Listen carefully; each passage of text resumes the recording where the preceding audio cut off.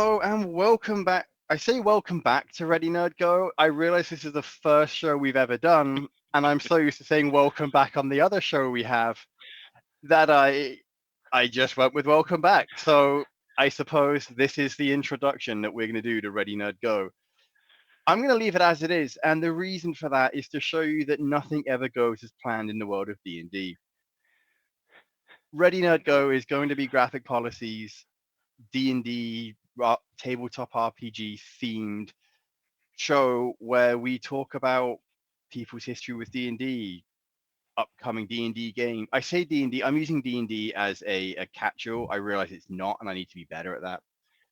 So we're going to talk about people's history with tabletop RPGs, how they got into them, why they got into them, why they still play them, all of that lovely stuff. We may in future include timestamps to jump to different sections so that you can see where we're talking about different things. I can't guarantee I've done that in this one because I don't know what my plan is honestly going through. Folks, I have spoken for the last minute and I realize I haven't introduced myself. My name's Alex. I'm joined today by Anko, Hello, hello. and we're going to talk about tabletop RPGs. I caught myself there, do you hear that? We're going to talk about tabletop RPGs, and we hope you enjoy the ride. And if you don't, then I guess you don't. One thing I would do want to kind of jump on right off the bat, talking about, trying to be better about saying RPGs rather than D&D is a lot of people really get annoyed at the whole saying D&D for it. But at this point, it's kind of just like Kleenex and tissue. Like if you say tabletop RPGs, the vast majority of people aren't going to understand what you say. If you say D&D, they're like, oh, I've heard of that. It's The just I easier sometimes. Oh, 100%. And the irony is, I've often, when I'm working at the comic shop and people say, oh, what are they playing? Oh, D&D. In fact, it's not D&D, it's something, but I don't actually know what it is. And saying D&D, like you said, is the easiest way to describe it to people that don't play what's going on. Now, the irony being in a comic shop, most people coming in will have a vague idea of what you're doing. So folks, audience, people who choose to listen to us on whatever time of day or month this is. As I said, my name's Alex. I am very much not a regular RPG player. I've recently been roped into a couple of games, one of which is being hosted by Anko, and in fact, you've played in all of the games I've been pulled into. So I thought this would make a Yep. fantastic first episode. I mean, I think it'd be fairly accurate to say that I'm the one who pulled you in. So. Yeah, 100%. Because I think it was I think it was Pathfinder 2E Yes. that you were playing, and someone made a comment of, "Man, I wish we had a goblin." And I look up and said, "Why? Do you need a goblin?" And then it kind of snowballed from there because I ended up creating a murder hobo goblin. And it was a great little goblin to add to the party. I It's funny. I enjoy playing now. Again, my experience is woefully limited. The only other time I've played an RPG before that was pre-pandemic, and because it was on a Sunday night, and I started right in the summer, which is right at the time when my wife and I would go out and geocache for all day Sunday, Hmm. which meant that it was very difficult for me to commit to a game time. And because in my mind, and be this as it may, because in my mind, well, I've had these recurring plans with my wife long before I joined the game. That's going to be my priority because that's what came first. It Yeah. was difficult to get to the game, and inevitably they say, "Hey, you've been to 4 out of the last 10 sessions. Maybe this isn't for you." And I said, "Maybe you're right. I Well, it's enjoyed it, it's but kind of the thing that comes up a lot. When people are asking, well, what's the hardest part about playing a game? It's like, is it learning the rules? Is it remembering what to do? Is it the voices? Like, no, the hardest part of playing the game is organizing the game and actually getting people together. so and that's what I wanted to ask you about. So when you if I mean, obviously we have a group that we play at a shop.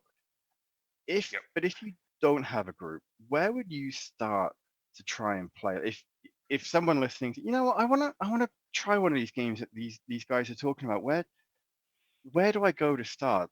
Where would you suggest?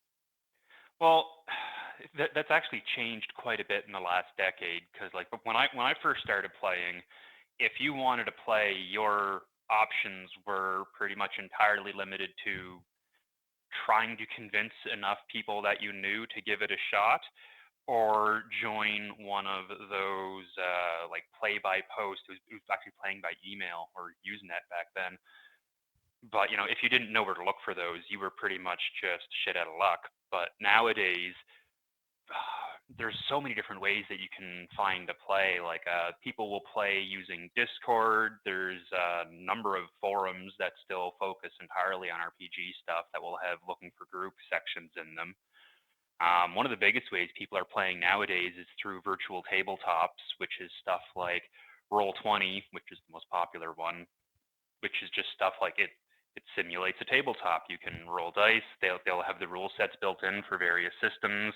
There's always looking for group sections where you can find people to play. So I would say if you don't have like a bunch of people in person who would be interested, and sometimes people will surprise you with being interested or not, going online to one of those sites is by far the best way to dip your toes in.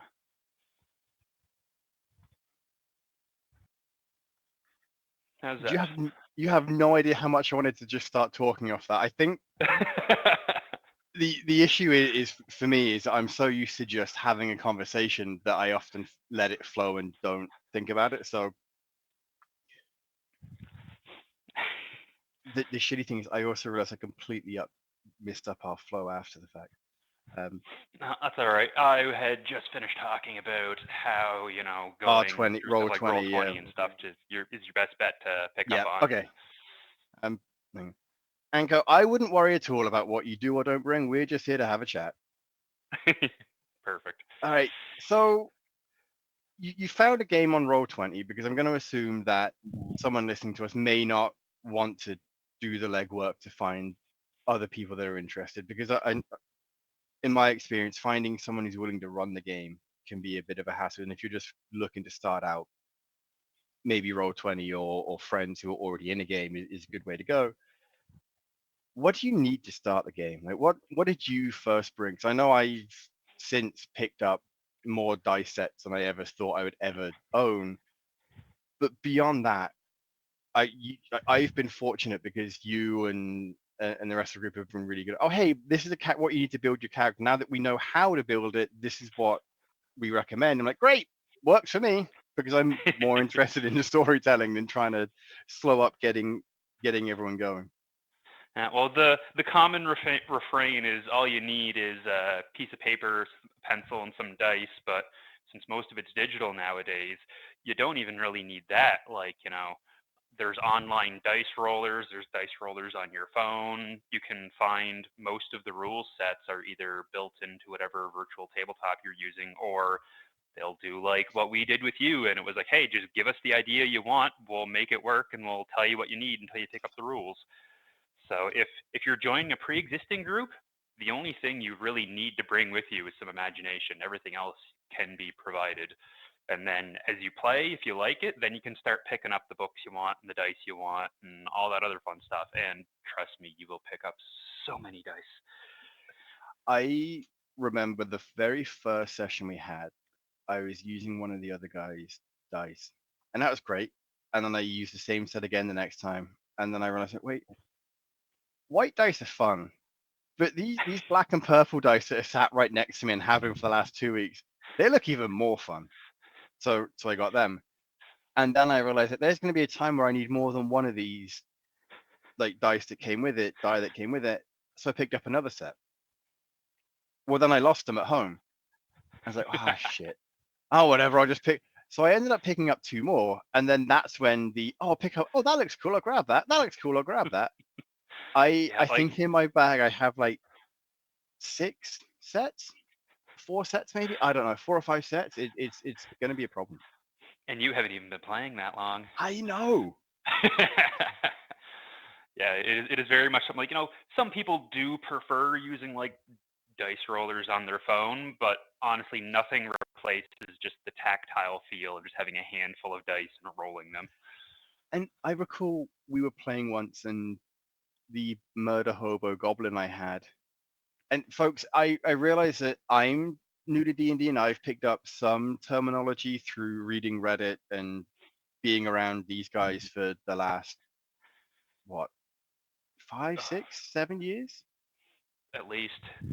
And so when I say that I work at the comic shop, they off will every Wednesday come in and play, and it's only recently that they've decided that I'm going to join them. And I often think at this point it doesn't matter what they're playing. Oh, you need a character for this, so I've somehow found my way into the group, and I appreciate that, and it's a lot of fun. But through the years, I was able to pick up different terminology, and when I say a murder hobo, in my mind, it's he's just good at murdering things and doesn't really have much else going on for him. I deliberately play stupid characters because I don't know what I'm doing, and it allows me to explore the I don't know what I'm doing and learn with this idiot goblin. Going back to my point, so I remember rolling a couple of natural 20s in a row, and I had to pull you over to say, I didn't fake this. Look at this. And Yep. that's why I like a physical die, is that I can say, no, look, this is what I did. I don't know if that's good, but this is what happened. And the murder hobo stealthed his way through things that should not have been stealthed through, given the fact that he carries a giant, massive club. Yeah, and it's something. Murder hobo is. I mean, it was originally used as a pejorative term. We've kind of readapted it because, yeah, like I said, it's pretty much just means a character that has like no real backstory or personality or connection to the world. They just run around and kill things and loot, never really set down anywhere. So, That it's interesting. You said I had no idea it was a pejorative term. It's Yeah, still no, because very applicable to the goblin, but yeah, it's one of those things, kind of like when quote unquote real role players will complain about people just playing murder hobos, but they're just different styles of game. Like and it might not be what you're into, but there's nothing wrong with just playing characters that are just running around and looting and killing and moving on because it's a game. and the thing is, and this is actually an interesting thing to pivot off to. How much role playing is actually involved in a tabletop RPG? The glib answer is however much you're comfortable with. But to give a little more detail on that, it's like there's a few different ways people will generally fall into when it comes to role playing in RPGs. You have the people who like playing in first person. They will speak, using I do this, and I want to see this, and they will like they might take on like voices or personality tics, or like they really try to bring the character to life, almost like improv theater. Then you will have the players who speak more in third person, like my character does this, and then my character responds like this. And they might not be as, into the voices and the like getting into the character, but they still, have the character that they're acting out. They're just acting it out, in the third person narrative. And then you'll have people who just treat the character like an extension of themselves, where they will use first person pronouns, but they're not speaking as the character. They're just speaking as themselves using the tool that is their character to explore. So like, you could say like, well, I'm going to go knock down that wall. You're not saying that in character. It's you as the player saying, hey, I'm going to take my character and go knock down that wall.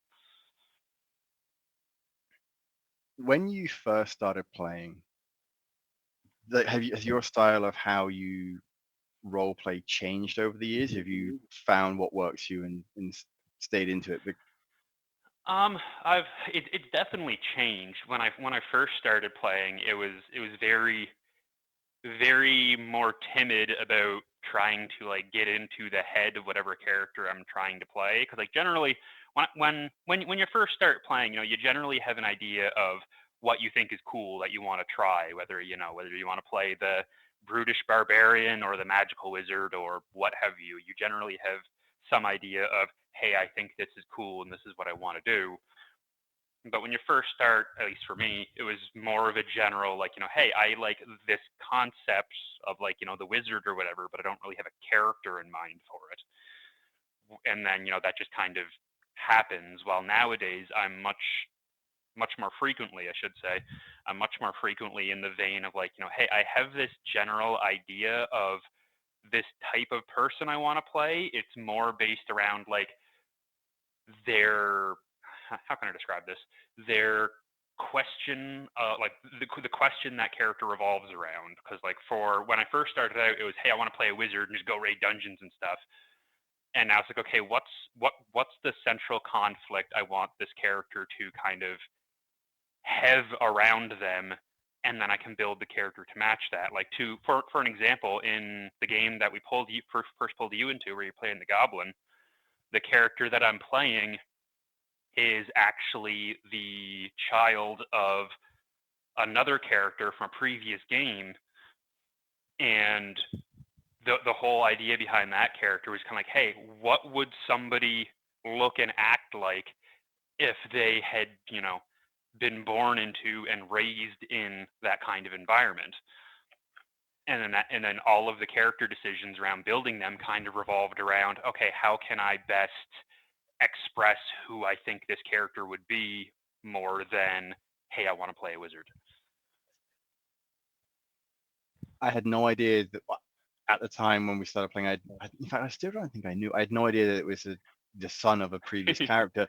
But I think that also plays into how you're telling your story, or the story for your character, as much as the game master, dungeon master.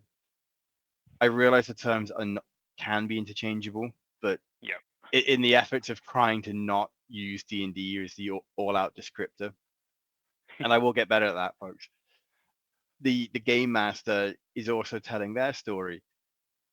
When so I've got two thoughts here, and I will try and touch on both of them. When I first played D&D, and it wasn't with your group, I played with a group that had clearly been playing for years, in at least a decade or more. Like, I would say that they were probably my age now, in their 40s or coming up to their 40s, and had been playing for quite a while together. So I joined not really knowing what to do, and all of a sudden all these different voices are coming at me. I'm like, I have no idea what's going on, and I don't know if I'm allowed to ask what's going on at this current moment in time. It can So definitely be a bit overwhelming when you first hop into an established group, because everybody already has, their relationships build up and they know what to expect from each other as players. So hopping into that right off the cuff can be intimidating. and I think that's where your group was so wonderful, because some of you do tend to throw the voices out, some of you don't, and in no way, shape, or form do I feel like I have to do one or the other. And given that I don't know what I'm doing, like when the Pathfinder 2E DM was eating, like, hey, can I do this? And like, well, yeah, why not? Let's try it. Yeah. And then when we play the Lancer game that you're running, in which, again, drastically different system, Mm-hmm. I gave you an idea. Hey, I want to play a character that does this, this, and this. And like, great, here it is. I then just hey, am I allowed to do this? Can I do this? And like, yeah, sure, why not? Or, Yeah. you can't do that. So I have no issues asking, because you folks have no issues helping me through.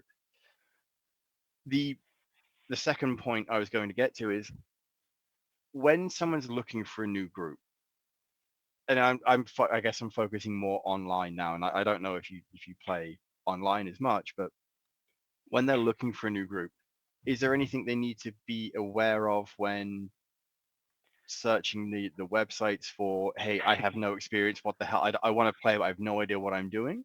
Or should they just, hell with it, I'll go feet first in and hope for the best? Yeah, so I've tried online role playing. It's not really my thing. Some people it works amazing for. I really prefer and thrive on that like in-person connection. But as far as like when you're finding new groups, whether online or off, there are a few just kind of general things to be aware of.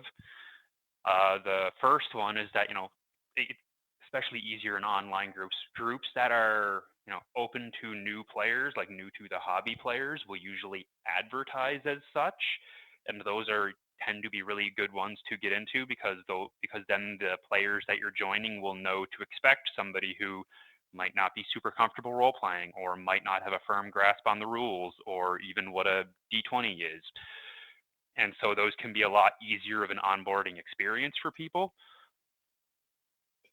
There's definitely God, if I start getting into like red flags and RPG groups, I might prattle on for like an hour. But generally speaking, an adage that tends to come up a lot is that no gaming is better than bad gaming. If you try a group and you're not enjoying yourself, don't feel like you need to stick with it. There's plenty of other groups out there, especially if you're playing online. Everybody has different play styles. Some of them won't mesh together. Some people won't mesh together. There's nothing wrong with looking around until you find a good group. And as long as you can just say, "Hey guys, I'm sorry, this isn't working out for me," and bow out, you'll eventually find a group that works for you and have a much better time than trying to stick with a group that you feel like you need to stick with just because it's all you can find. An addendum to that too is I've seen when you guys play different games in the shop, there's inevitably at some point there's something, you know what, I'm not super into that game. I think I'm gonna bow out for this session and Yeah. come back when you try something else. Now, I think from my experience, and this is entirely anecdotal and reading online and everything, your you folks tend to play whatever game you want to play at any given time. So you do a module. So I assume, and again, I'm not super clear on this. I assume that say, hey, this is like to borrow a video game parlance, this is a mission. We're going to do this level. Then maybe we'll switch to something else. So there's never really any dedicated. We're playing this game for the next year and a half. And if you don't like it, well, we'll see you in a year and a half. It's, oh, hey, you don't want to play that game? Okay, no worries. We'll see you in a week, or we'll see you in a couple of weeks when we're back up. Yeah, Do that something is else. that is one of the reasons that I like sticking with the Wednesday group, because like normally, and this is actually an addendum to what we were saying about earlier, finding a group. Typical group sizes for RPGs tend to float between like the game master and like 4 or 5 people as like the players in the world. That's generally kind of the sweet spot for being able to balance everybody getting their fair share of the spotlight and actually being able to engage and play with the game. Our Wednesday group is definitely on the larger side of games. One of the reasons that it does tend to work for us is because we're cycling through a whole bunch of different systems. So everybody is, very experienced with picking up new systems and kind of just making sure we have the time and focus to do what we need to do. But I mean, well, actually, I guess we should clarify, because if we are expecting people who don't really know RPGs to be listening to this, one clarification to get into: Pathfinder is a system that's kind of like D&D. It is a similar like fantasy genre with swords and wizards and all that fun stuff. There's a whole bunch of history about how it spun off from an earlier edition of D&D that's not really relevant, but suffice to say, Pathfinder is a fantasy RPG. Lancer, the one that I most recently ran, is a mech RPG, so like big robot suits punching each other, which is something to bring up when a lot of people, because they associate RPGs specifically with D&D, is that they think oh, it's all fantasy and swords and sorcery. While RPGs can be in literally any genre you want to be. We've played RPGs based on the Aliens franchise. We've played them based on the Fallout franchise. We've played fantasy and westerns and sci-fi and modern urban fantasy and just anything that you can tell a story in, you can play an RPG in, and there's thousands of systems out there, and you can find one that does what you want it to do. To expand upon what you said about a system, when you Yes. say system, you don't system and setting are not the same, not the No. Oh, yes. same thing.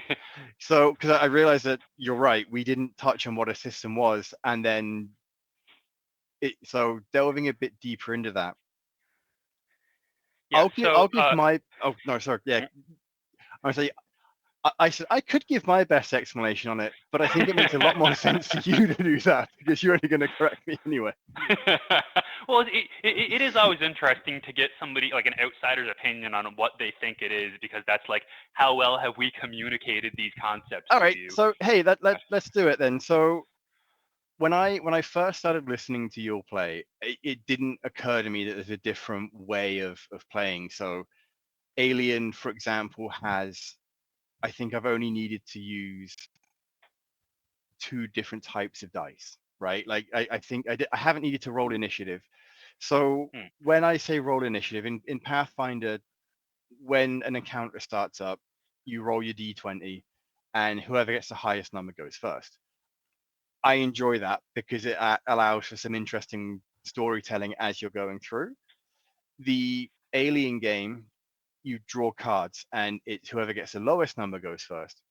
Again, it still allows for some interesting storytelling, but you don't then have to, well, Alex got an 18, Anko got an 18.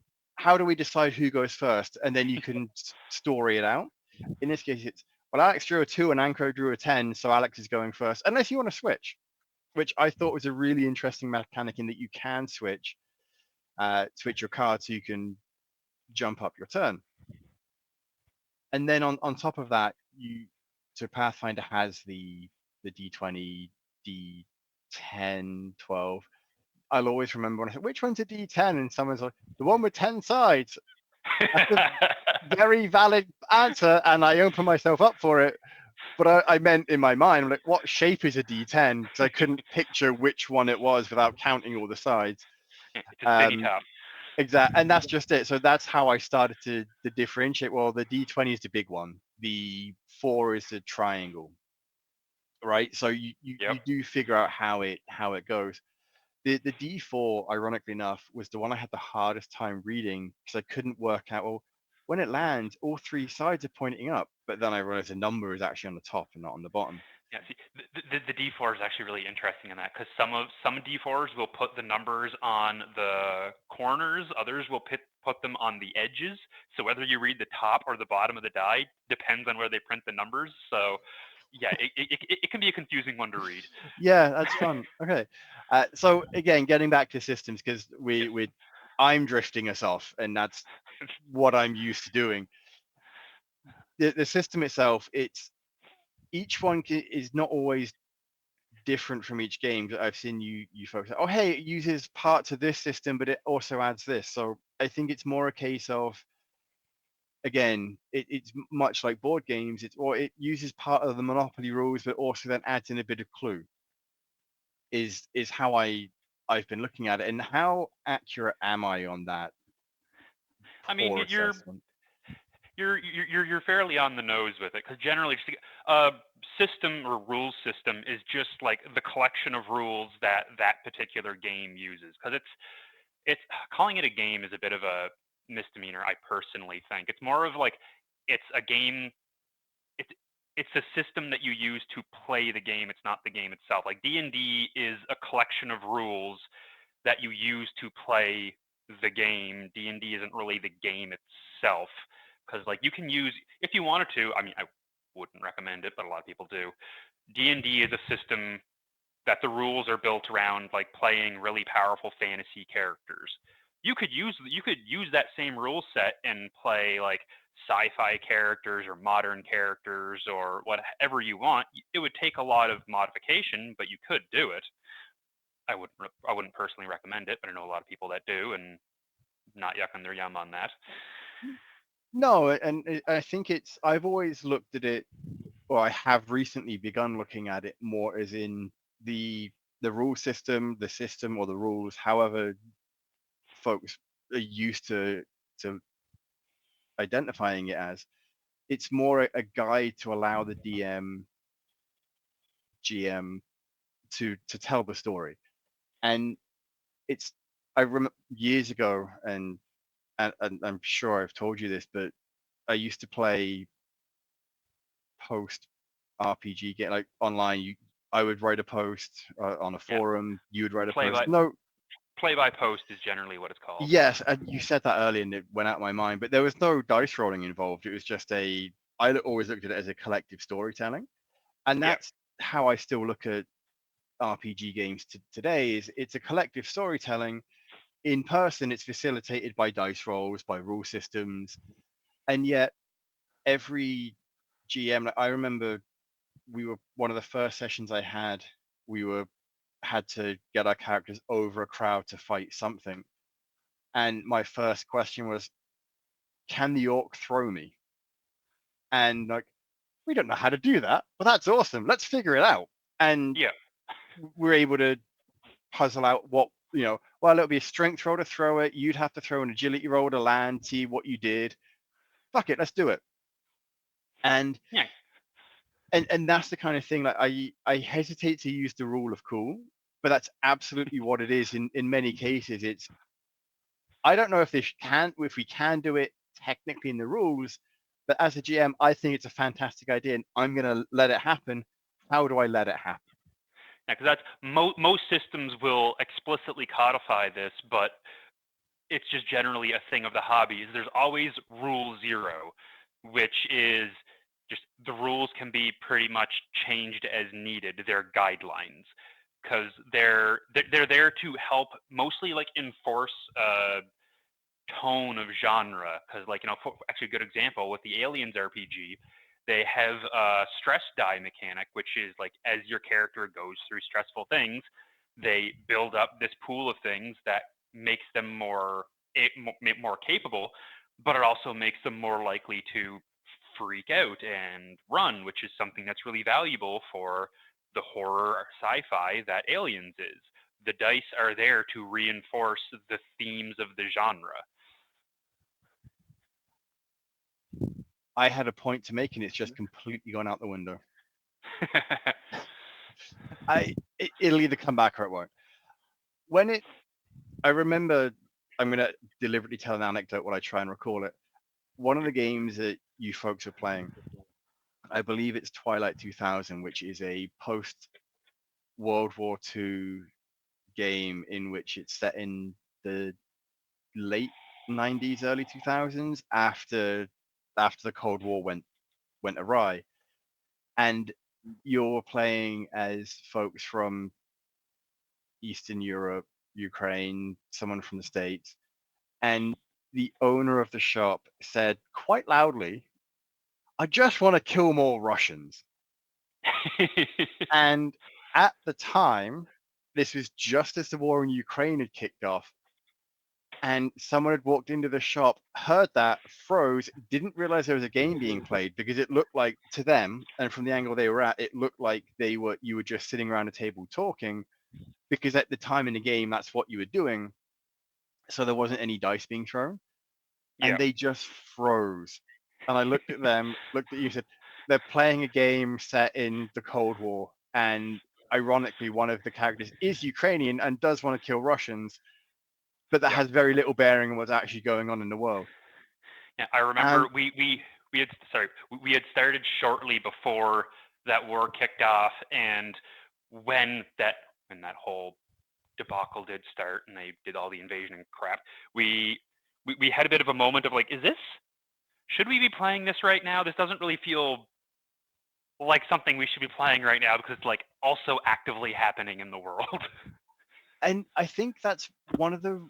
I feel like that's more of a rare occurrence and not because people don't typically expect, oh, hey, well, we're going to play a game where Cthulhu's involved and Yeah. it's set in the 30s. Well, it's very unlikely that Cthulhu is going to become involved in world events today. It's Yeah. very unlikely that we're going to go to space in our lifetime and see an alien face hugger, right? So there's always going to be an element of fantasy, science fiction to these games. It's just that when there's an alternate history that suddenly becomes uncomfortably close to where we are today, it's a question that I'm sure doesn't come up much, but in this case did.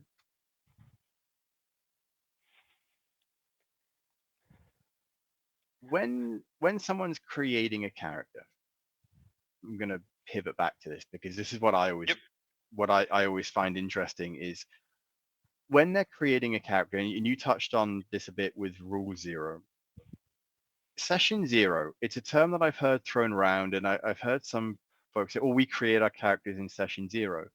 Do you do you personally come to a Session Zero with an idea of the character you want to play in mind? Do you have it fully created and then fleshed a backstory out in a Session Zero?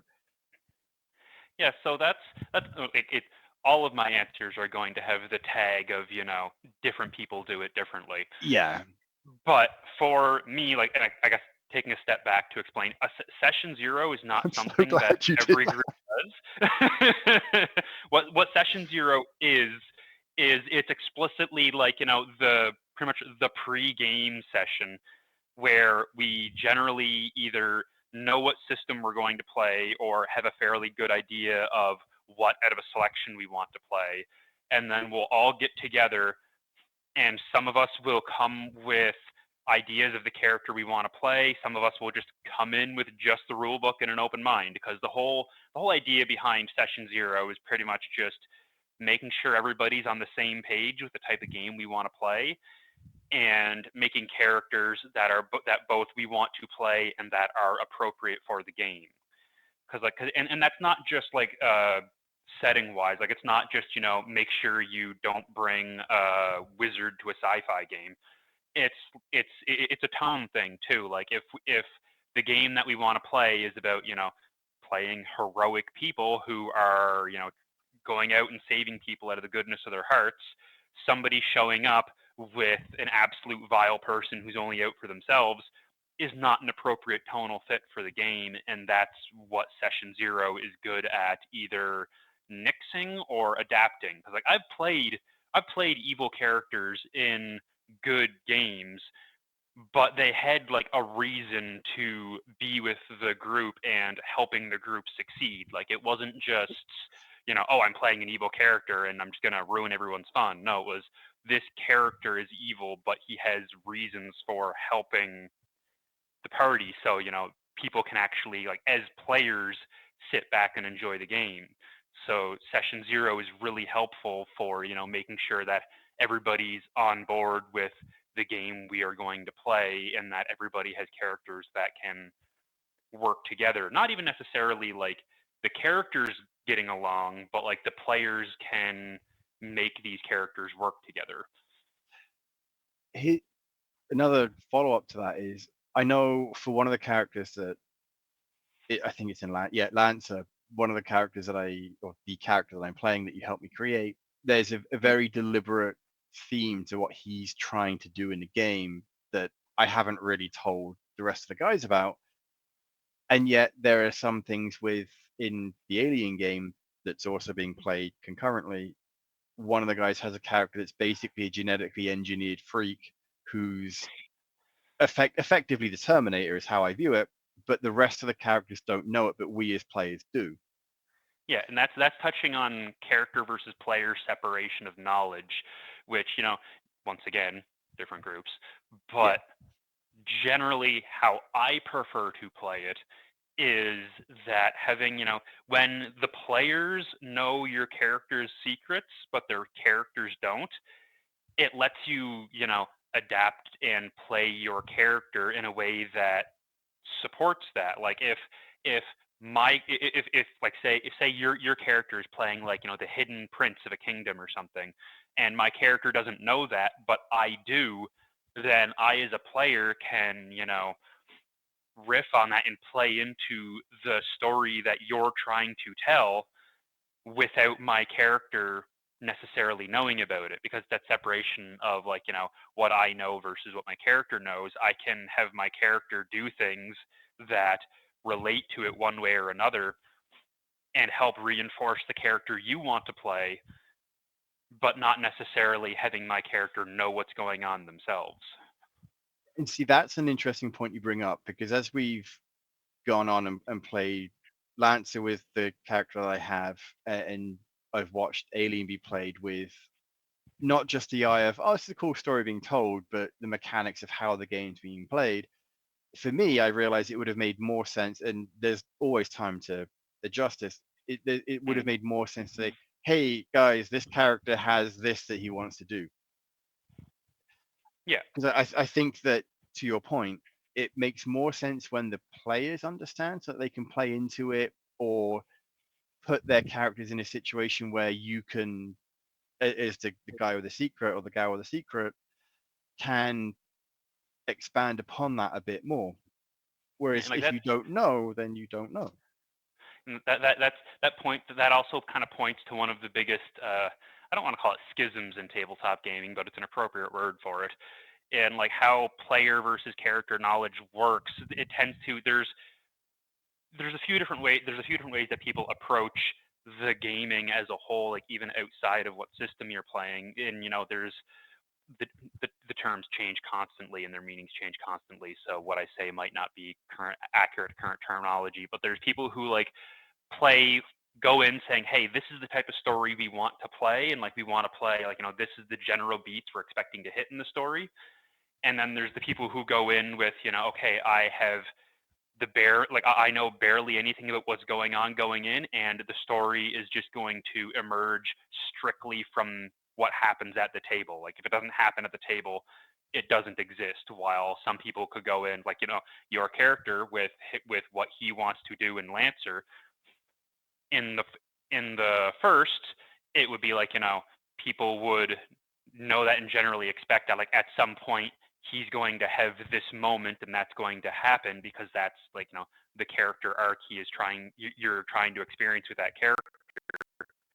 While in the latter, people wouldn't know about it, and if it happens, it happens, and if it doesn't, then it doesn't, and that's just the story that emerged at the table. And that's just it. Like I enjoy both aspects, and I think that with the character that I'm playing in Lancer, it makes as much sense to have it quiet, because it's not like it's a game changing thing. Yeah, Whereas with the the character who is essentially Terminator, makes more sense to say, hey, this is what the character is. This is why he's so durable. Because otherwise, you might have people who do min max their characters to the biggest. Wait, why can you do that and I can't? That makes no sense.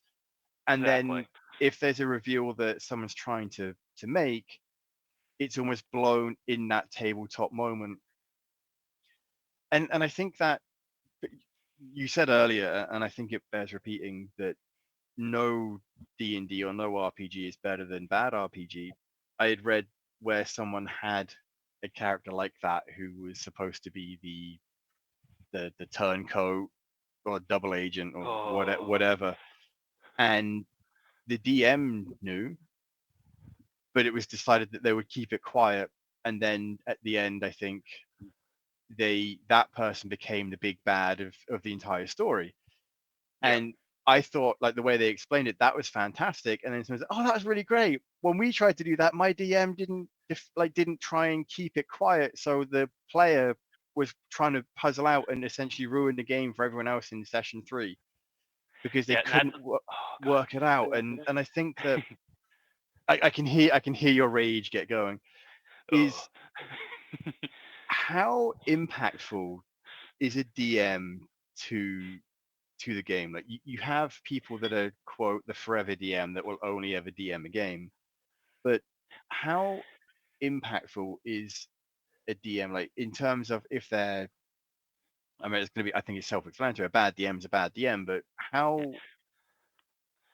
So the GM is kind of is best described as the final arbiter at the table, because like they I mean in world they depending on the system, but generally in world they control everything that's not the player characters, and they are the ones who have the final decision on what does and doesn't happen.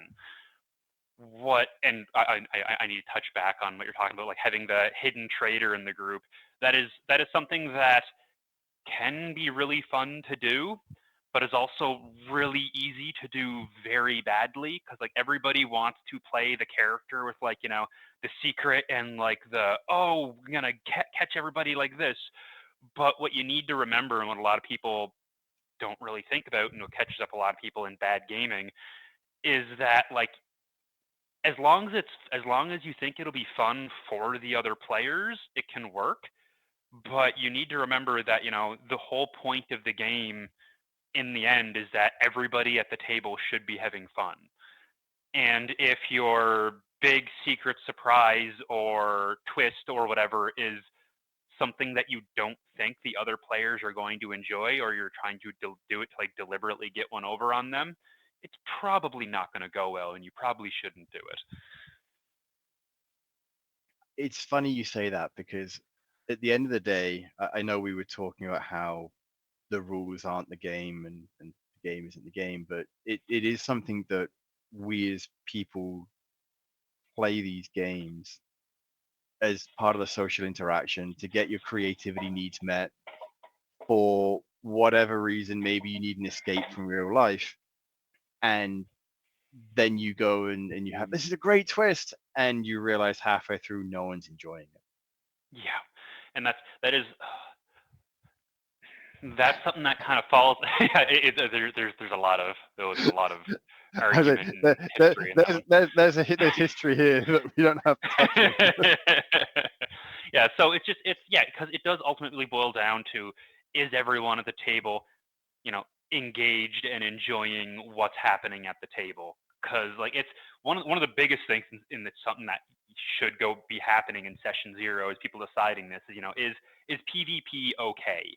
Like, is is the expectation at the table that your characters can get into like schisms and fights with each other, and like actually have like party destroying arguments, or is the general expectation that your characters will find a reason to get along?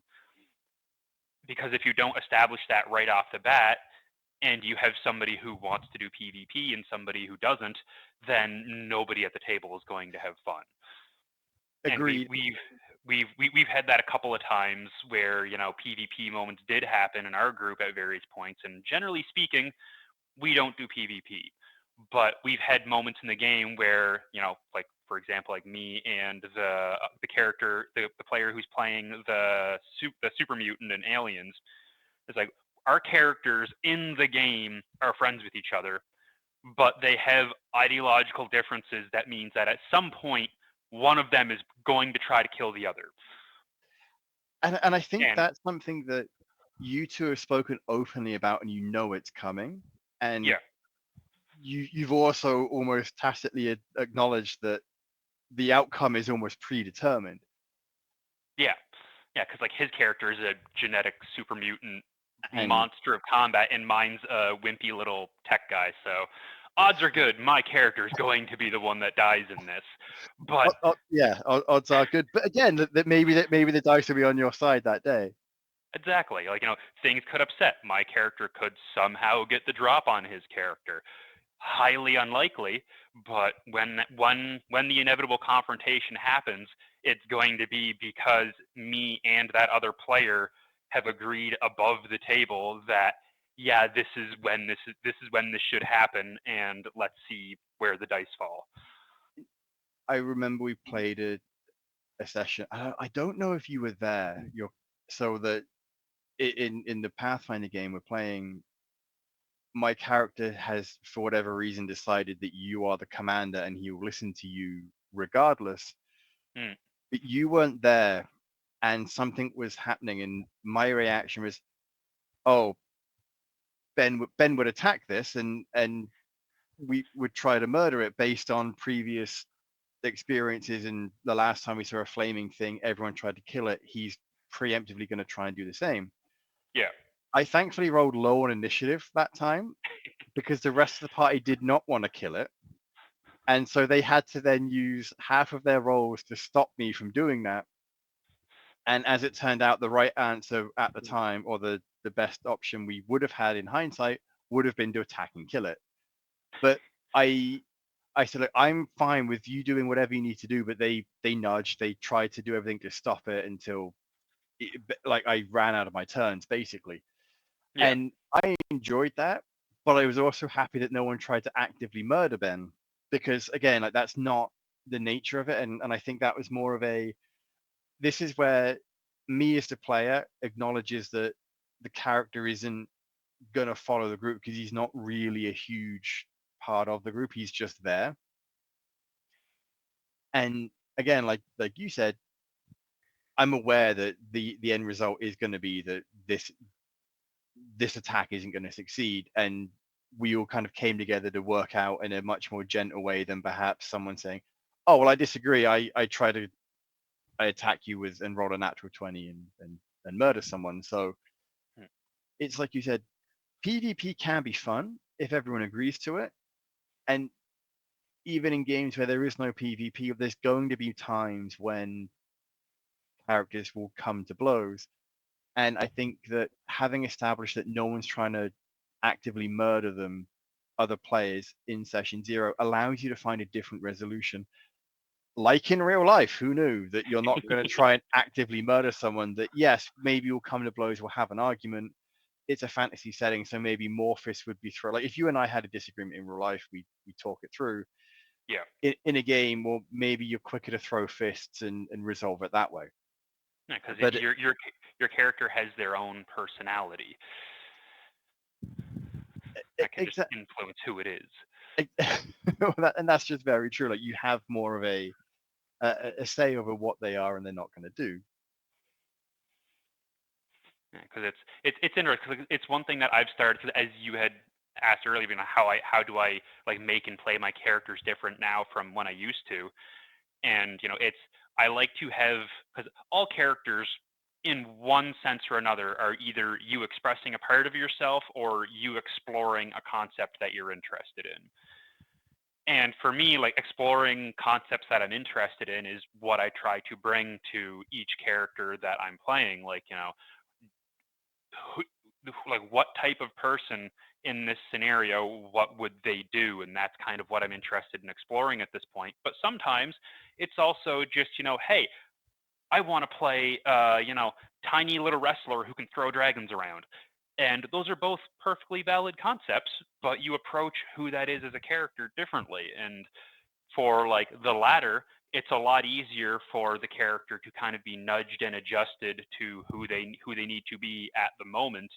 But if I'm playing a character who's asking a philosophical question at the core of it, there's going to be times when there's just disagreements in character that can't be resolved in character. And as long as the players aren't like hostile to each other, the characters can be as hostile to each other as Mhm. you want because they're not you.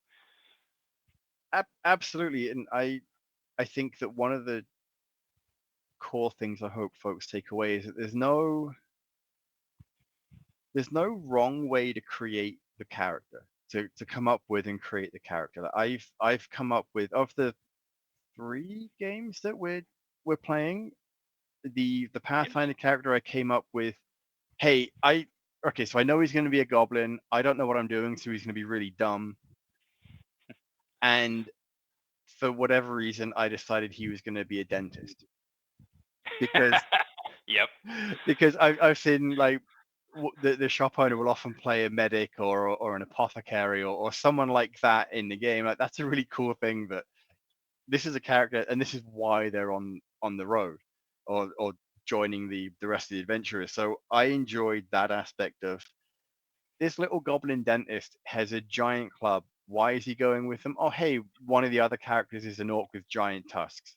The dentist collects teeth. Yeah, like that one little idea of, hey, I want him to be a dentist ended up sprawling out and affecting the entirety of who the character was because it just you naturally extrapolated on that idea once, you had it and started playing with it. And that's one of the biggest fun things to do with RPGs is just having this core idea that you expand upon and extrapolate on and just see where it takes you. And that's just it. And then conversely, the Lancer game, the entire point of the character is to build towards one specific event that at some point is going to be relevant to the story. I haven't really done much with the character itself because I find Lancer it seems to have been more of a battle, which Yeah, well, I thoroughly enjoy how the Lancer combat works. I really enjoyed that aspect of it. Um, you had started to yeah, say something and I cut you off. yes, no, that's fine. It's just I wanted to expand on what you're saying about how it seems to be more combat focused. That is something that the rule systems also can, reinforce and push. And it's like, what type of gameplay is going to be focused on? Because like most of the systems that we played are they have a fair amount of the rules are devoted to combat and how to fight things. And so when we get into combat, we have all of these nice crunchy rules to play with and like expand and like show who our unique character is expressed through the rules. But then in something like Lancer, which has very rules light stuff for, the RPing and pilot side of things, our table specifically doesn't really get into that side of as much with this system because we're playing the system to play with the rules, and most of the rules are centered around the big crunchy mech combat, which is where you'd want it in a system like that. I, absolutely, like you play a mech game ostensibly to murder things with giant mechs, and it's so much fun seeing how that goes through. And yet at the same time, because my character in Lancer is very much not of the core squadron, he was added in later, so he's going to be more of an outsider. When I'm in the combat, I'm trying to think, well, what would I do to further my goal as opposed to help the rest of the squad? Because ultimately he doesn't care about the rest of the squad as much. Yeah. And there has been at least one instance where that cost us as a group because he was more interested in killing something than achieving the end goal. Yeah, and because, the players are on board with that of, like, hey, your character is part of functionally a different faction, he's not always going to be as focused on the core group's goals because they are playing they are part of a different faction than he is. Like, okay, yeah, this cost us this this cost us, it was the primary objective of It that fight. was. It But it was absolutely like, was. okay, it's okay. It's like, yeah, we lost the primary objective of this fight, but what you did made sense in character, and it wasn't you, Alex, being malicious towards the other players and being like, oh, I'm just going to, mess things up and disrupt them. It was like, no, this is this is the only thing that makes sense for my character to do. Having him stopping do this and going off and securing the objective doesn't make sense for him. No, and I think that's where the storytelling of RPGs comes into play is that yes, you can get folks who min max and play to win. Yeah. I I've preferred over the games I've played that, and especially watching your play it, is when you do what's right for the character, which is somehow inevitably a terrible idea for the rest of the game in the long run. For example, I remember someone said, "Oh, you've got this. You can get this. This will make your character so much better." I'm like, be that as it may, there is no reason for my 3.5 foot tall goblin dentist to want that. Like, it just wouldn't interest him. I would love it as a player, but Yeah. there's no. I cannot conceive of a way that the dentist would pick up anything that isn't something that's designed to either knock someone unconscious so he can harvest their teeth or chop off the head so that he can get the teeth easier that way. Like, there's no way I could conceive that he would have it. So we ended up going with arguably the worst option of the three, I think, but it But made it was sense at the the most time. fun. Yeah. And it's interesting how you phrase that too, because you said, what's best for the characters. Like mechanically, him not taking that and like even like in setting, him not taking that was not in his best interest, but it's what made sense for who the character was. Like it wasn't so much what was in his best interest as in who he is. This is what he do, whether it's in his specific best interest or not. Absolutely, Because and it was I like think when it, yeah, go. no, carry on, carry on. Yeah, because like what's in the best interest, and some people will have a conniption about playing this way, but it's like what's in the best interest of the story of this character is not necessarily what's in the best interest of that character. Like what's in the best interest of the story of my character in Lancer is probably him dying a horrific death to his best friend. That's not in his best interest, but that's probably where his story is going to lead if Be- nothing else changes. And if nothing at the table causes that to change, I'm not going to try to come up with some reason out of character of like, oh no, we can't do this. I don't want to lose him. It's like, okay, no, this is where things have been leading. This is where I've been helping and letting them lead. This is what's going to happen because it's the most interesting.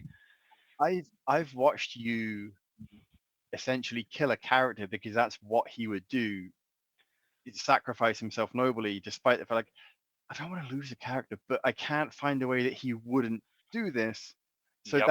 that's where the story leads, and for me, it almost goes against how I would have expected players to play, especially when I'm relating it to board games or video games. You do everything you can to keep yourself alive, and this is where the magic of RPGs come in. Is that you're servicing the character. You're For me, and your opinion may differ, but you're servicing the character story first, and then the table story second. As Yeah, I long mean, as it doesn't put you at complete and utter odds with the rest of the players, like in an out of game thing, like hey, it makes more sense for my character to do A. I realize that if I do A, most of us will die.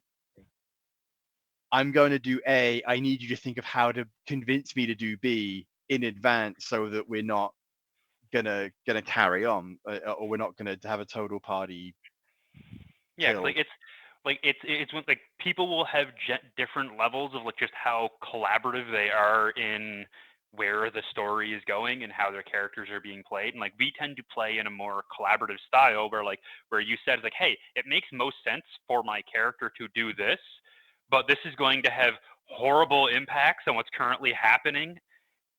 Is there any, what would you guys what would your characters be able to do, or what would they might possibly do to like mitigate or prevent that from happening? And that's not a discussion that's happening like in the world with our characters. That's a discussion that's happening above the table where the players are having that discussion like, hey, where can we bring this story in a way that doesn't just destroy everyone's enjoyment? How can we keep doing this while keeping everybody engaged and enjoying themselves?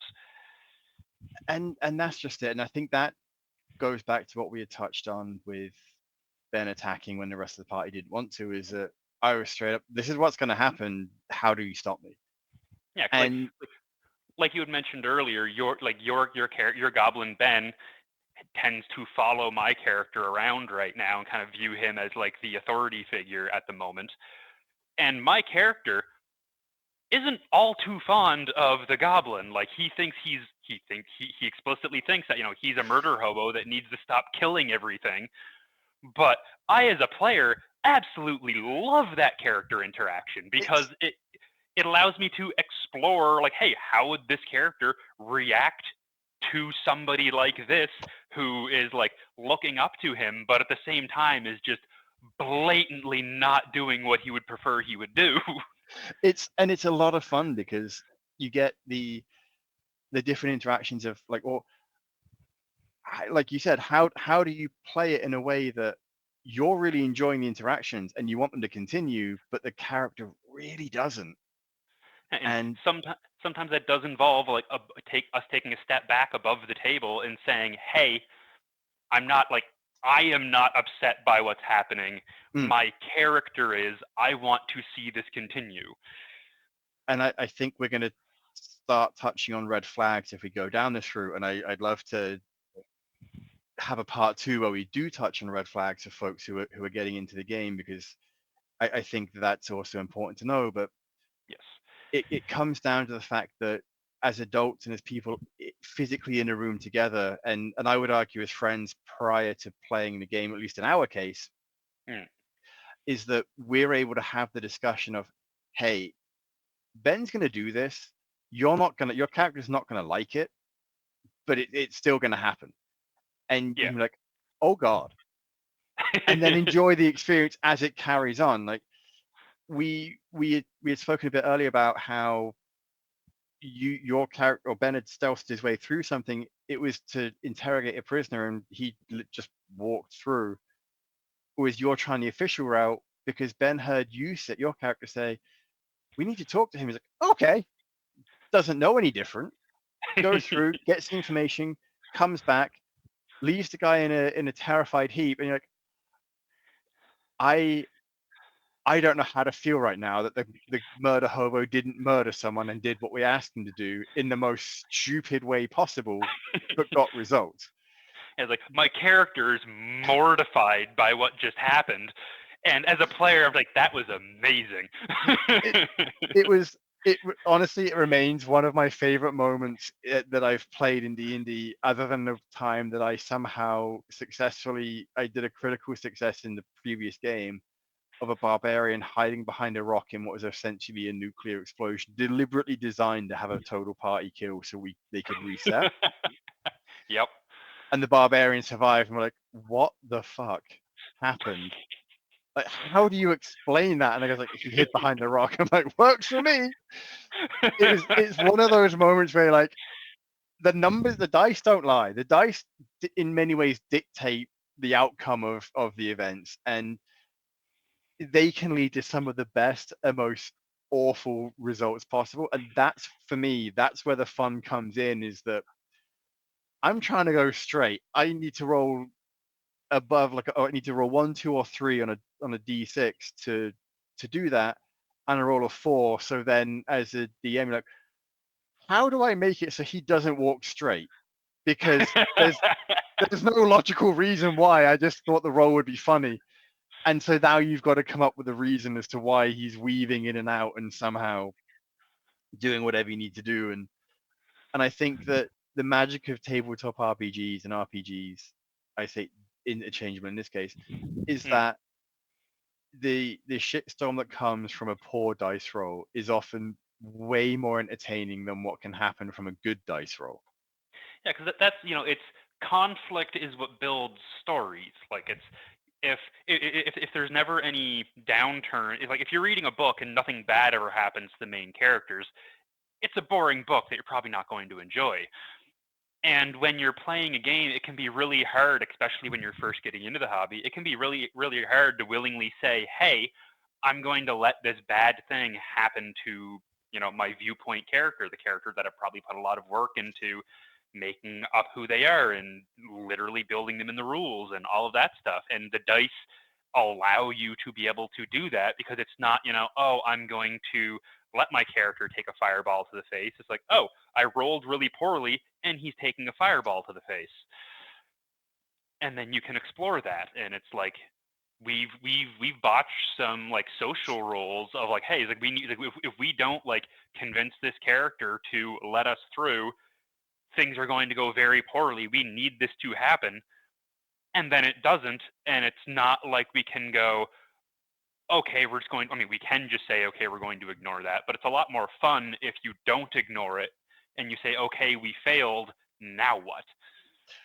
Exactly. And I think that's the nature of the group that you're in, is that you can acknowledge, oh, hey, we really should have passed this roll. There's no reason why this should not have, why we rolled really poorly. And if the GM's like, oh shit, I was expecting you to pass that, you can either, again, like, I find it much more interesting when you try and come back from that in story and you find ways around that. But then equally the DM or the GM can also either, hand of God, wave it through. I wasn't expecting you to fail that. I was, was looking more for the dice to indicate how the conversation went rather than a clear cut, oh God, you failed because you're so terrible at rolling. Yeah, but you We're rolled a going to 1 move on the on. d20, so now we need to figure this out. Exactly. And like you said, sometimes it can be fun to do it. And if it's really just going to be this was just going to be a conversation you were supposed to pass anyway. I wanted to have a guide. I'm going to pretend you rolled really low as opposed to completely failed. Yeah, because like that's where rule 0 comes in. Of the rules are ultimately guidelines. Because there's been a few times where, like, especially like in Alien, where you're rolling on, oh, somebody took critical damage. What type of injury did they have? And we roll on a table. There's been numerous times where we'll look at the table and go, well, that makes absolutely no sense. We're going to go with this instead. Yeah. And I think that, like you said, and every time you say it, it reminds me of Pirates of the Caribbean, where it's the Pirates Code is like guidelines, really. And Exactly. and that's, I think, what's so magical about it is everyone is on the same page.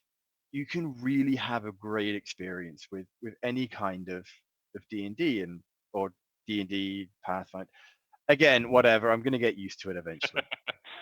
At this point, like, everybody, well, most people who get into the RPG hobby tend to go through at least a phase where it's like, it's not D&D, it's Pathfinder, or it's not D&D, it's Aliens, or whatever. At this point, I've pretty much just gotten to the Kleenex of it, where it's just, okay, yeah, we can call it D&D, and you'll understand what I'm saying. And Absolutely. And at the end of the day, like, if I'm talking to someone in the shop as the staff person and I'm want them to get something that they're going to enjoy, I am not going to be upset if someone's like, I really want to get a Marvel comic with Batman in. I'm like, I'm not going to pick apart why that's wrong. I'm possibly not even going to address why it's wrong. I'm just going to show them a cool Batman comic.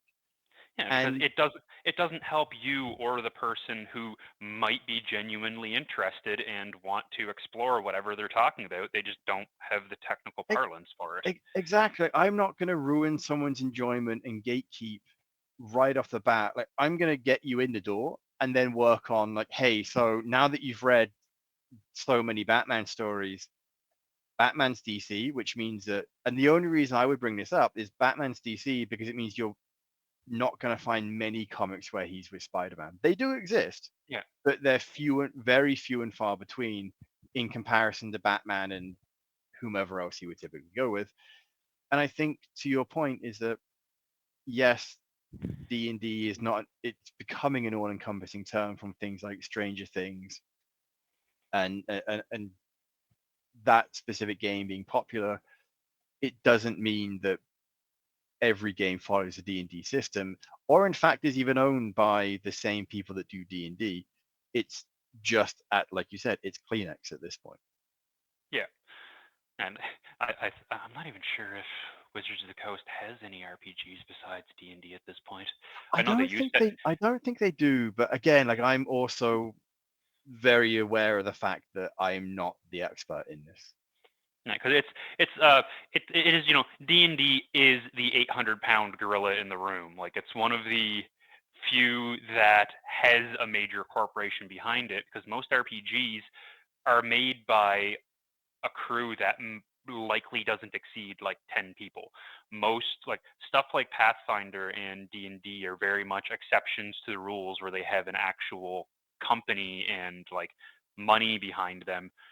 A lot of my favorite RPGs is literally like one or two people making and publishing the system all by themselves, and that's part of the fun that everybody tends to get into at some point with RPGs, where it's like, oh, like, I want to make my own rules, or I want to like create my own version of this, and then they'll go off and try to make their own version, and you can, because our tabletop RPGs are just as much of a craft as they are an art form. Like, it's the rules are there to be followed, but they're also there to be inspiration and to be changed and modified and tossed out altogether, and you can put what else you want in that gap. I think that is a fantastic way to bring the first episode of Ready Nerd Go to a close. Yeah. Because otherwise, I know what we're like. We're going to keep talking for another hour. Oh yeah, I've got so many things mentally queued up now. Well, you know what? There is. This is the first episode. If you're more than welcome to come back again, and we can chat and we can go from there. So, folks, we're still working on an outro. We don't know how this is going to sound, but until next time, game on. Game on.